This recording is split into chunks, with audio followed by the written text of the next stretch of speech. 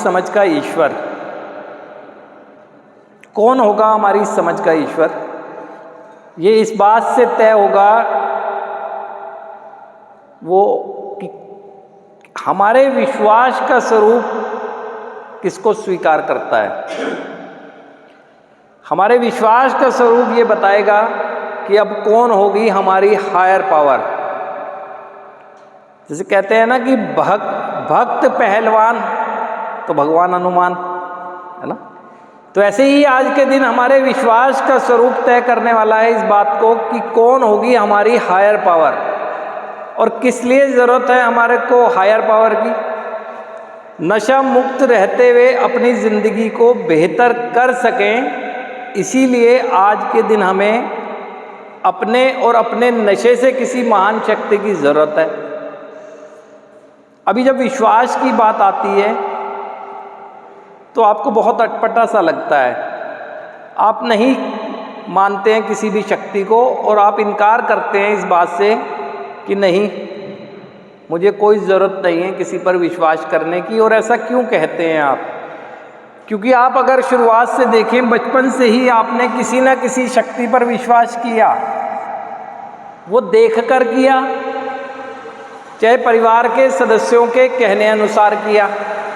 आप में से कोई भी ऐसा नहीं है जिसने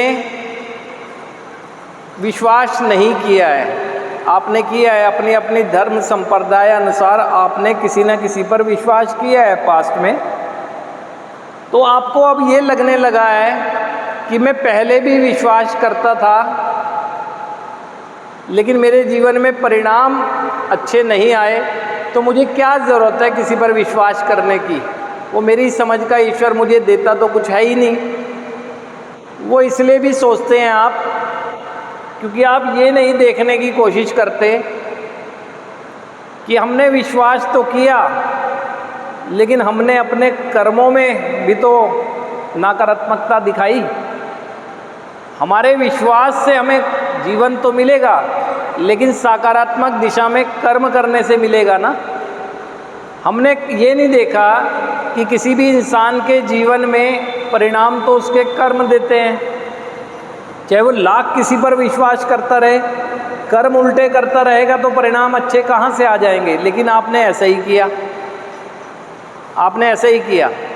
ये भूल गए कि हम विश्वास इसलिए करना चाहते हैं या करते रहे हैं कि हमें कर्म करने के लिए हिम्मत और शक्ति मिले।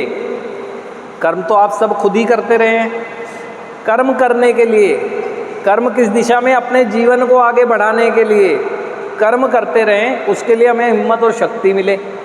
लेकिन आपने विश्वास तो किया, कर्म उल्टे किए, तो जीवन तो रुकना ही था। तो ऐसी स्थिति में आप सबका अनुभव ये कहता है कि कोई नहीं होता है। और यही कारण है कि आप लोग निराश हो जाते हैं। जीवन जीना तो चाहते हैं लेकिन निराश हो जाते हैं कि कैसे जीऊं। भूल जाते हैं कि वो शक्ति जिसने मुझे जन्म का अवसर दिया जीवन जीने के लिए, जन्म एक अवसर है जीवन जीने के लिए। जन्म जीवन नहीं है। जन्म और मृत्यु के बीच का जो पार्ट है ये जीवन है जिसे अपने कर्मों से जीना होता है। हमारा जन्म हुआ, इसमें हमारे कर्म का कोई रोल नहीं है ना।